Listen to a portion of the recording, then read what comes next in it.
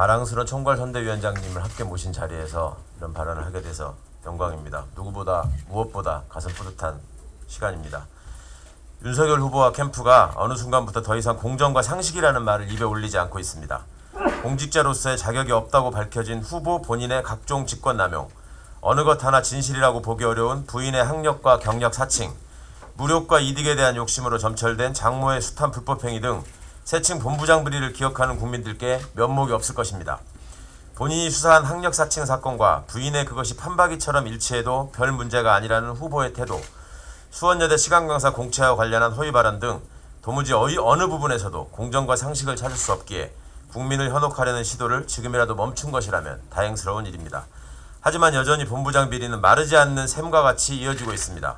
2011년부터 시작된 대장동에 대한 1,155억 원에 달하는 불법 대출 사건의 부실 수사, 김만배, 박영수로 이어지는 후보자와의 인연 및 곽상도의 구속으로 그 실체가 입증되고 있는 50억 클럽의 부패 카르텔, 특히 김만배가 박영수의 인척인 이기성에게 109억 원을 송금하고 미국 페이퍼 컴퍼니로부터 빌린 차입금 152억 원을 갚은 2019년 4월에 왜 천화동인 3호의 이사인 김만배 씨의 누나는 빚까지 내어가며 하필 후보 부친의 집을 매입한 것인지 유권자는 여전히 궁금합니다.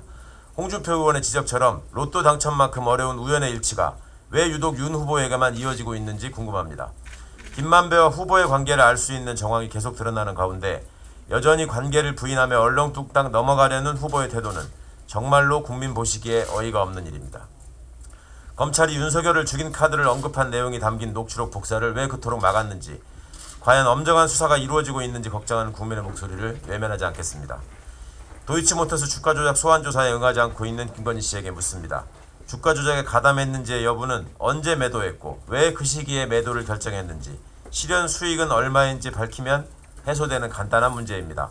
마침 지난 4일 도이치모터스 권오수 회장과 선수들의 재판에서 작전 계좌에 김건희 씨의 계좌가 포함됐다는 사실이 드러났습니다.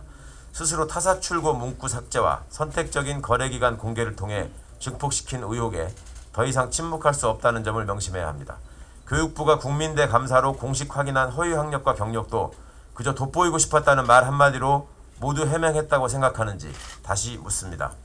최은순 씨가 징역 1년 7형의 선고를 받은 허위 잔고 증명이 상습적인 것으로 드러났습니다.